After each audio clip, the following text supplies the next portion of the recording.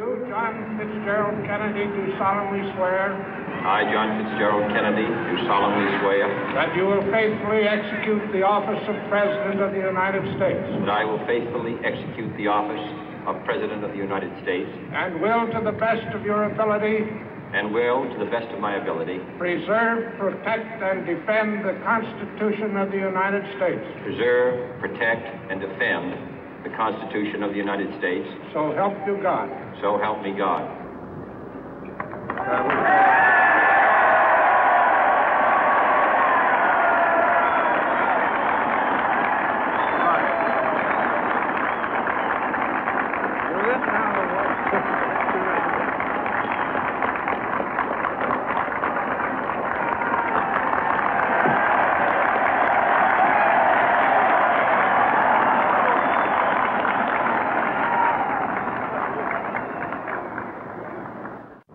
Vice President Johnson, Mr. Speaker, Mr. Chief Justice, President Eisenhower, Vice President Nixon, President Truman, Reverend clergy, fellow citizens.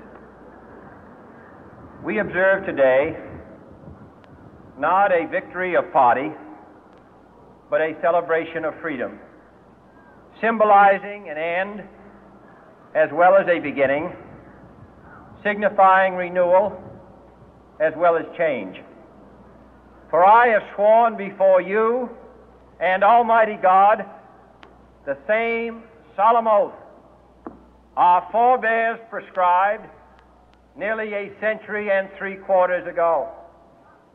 The world is very different now, for man holds in his mortal hands the power to abolish all forms of human poverty and all forms of human life. And yet the same revolutionary beliefs for which our forebears fought are still at issue around the globe. The belief that the rights of man come not from the generosity of the state, but from the hand of God. We dare not forget today that we are the heirs of that first revolution.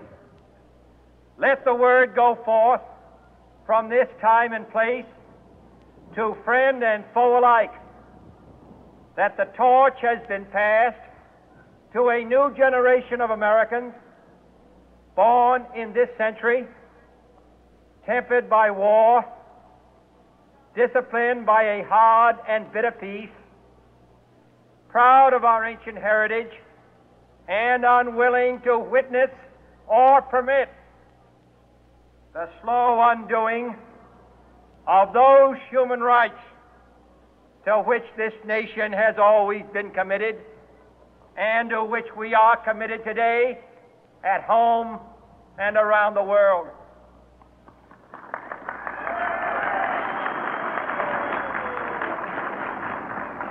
Let every nation know, whether it wishes us well or ill, that we shall pay any price, bear any burden, meet any hardship, support any friend, oppose any foe to assure the survival and the success of liberty.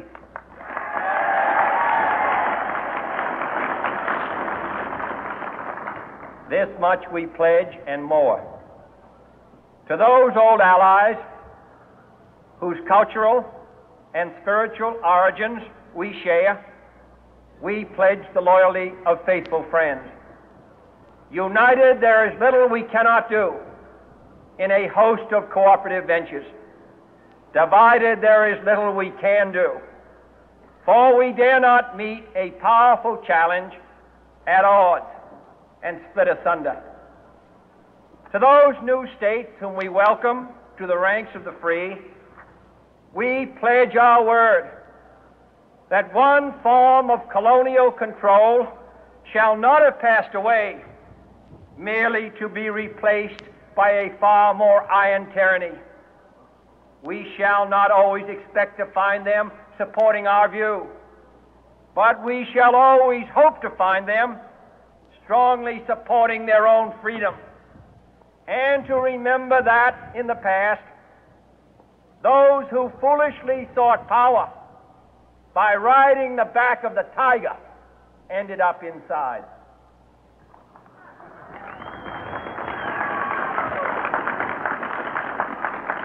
To those people in the huts and villages of half the globe struggling to break the bonds of mass misery, we pledge our best efforts to help them help themselves for whatever period is required, not because the communists may be doing it, not because we seek their votes, but because it is right.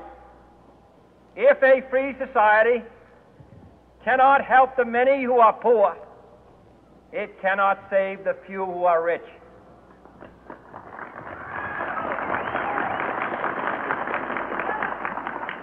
To our sister republics south of our border, we offer a special pledge to convert our good words into good deeds, in a new alliance for progress, to assist free men and free governments in casting off the chains of poverty. But this peaceful revolution of hope cannot become the prey of hostile powers. Let all our neighbors know that we shall join with them to oppose aggression or subversion anywhere in the Americas. And let every other power know that this hemisphere intends to remain the master of its own house.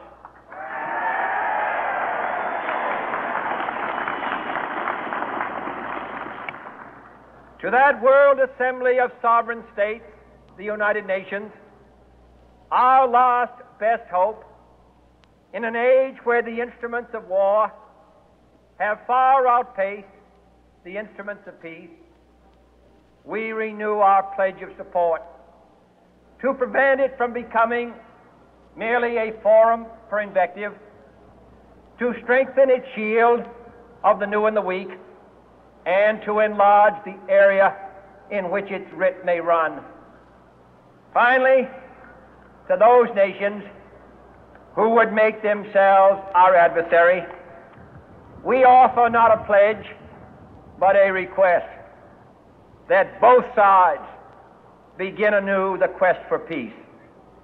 Before the dark powers of destruction, unleashed by science, engulf all humanity in planned or accidental self-destruction, we dare not tempt them with weakness, for only when our arms are sufficient beyond doubt can we be certain beyond doubt that they will never be employed.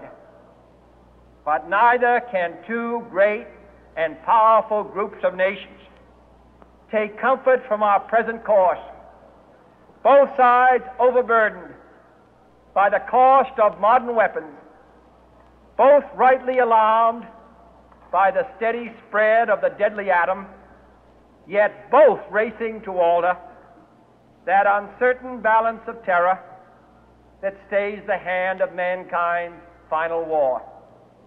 So let us begin anew, remembering on both sides that civility is not a sign of weakness, and sincerity is always subject to proof.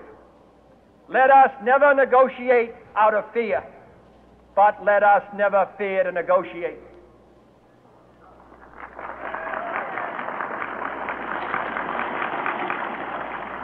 Let both sides explore what problems unite us, instead of belaboring those problems which divide us. Let both sides, for the first time, formulate serious and precise proposals for the inspection and control of arms, and bring the absolute power to destroy other nations under the absolute control of all nations.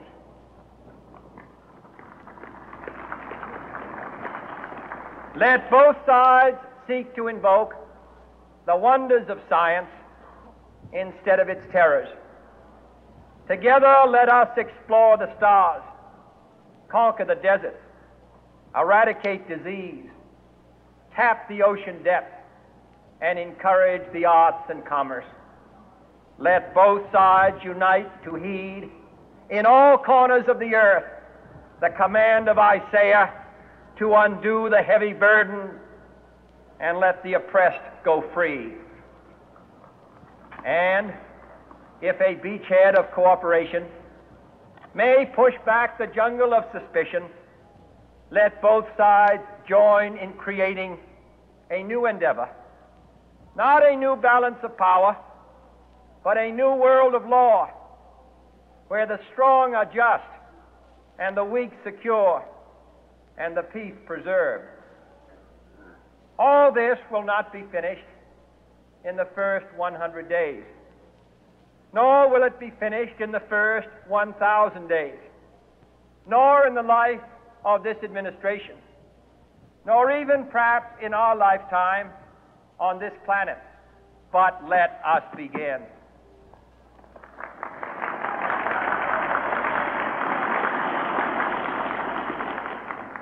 In your hands, my fellow citizens, more than mine, will rest the final success or failure of our course.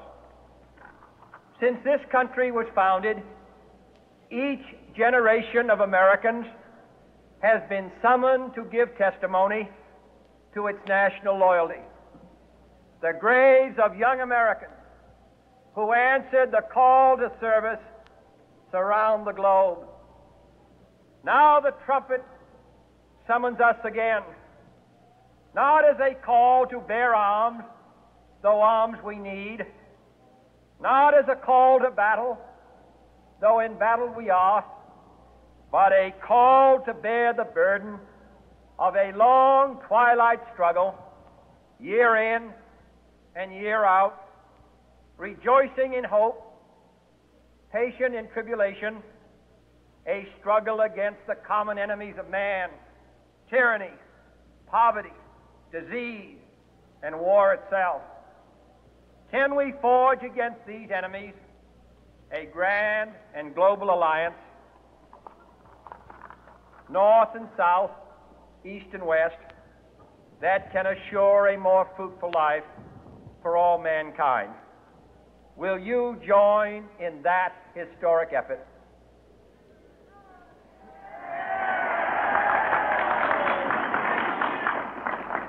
In the long history of the world, only a few generations have been granted the role of defending freedom in its hour of maximum danger. I do not shrink from this responsibility. I welcome it.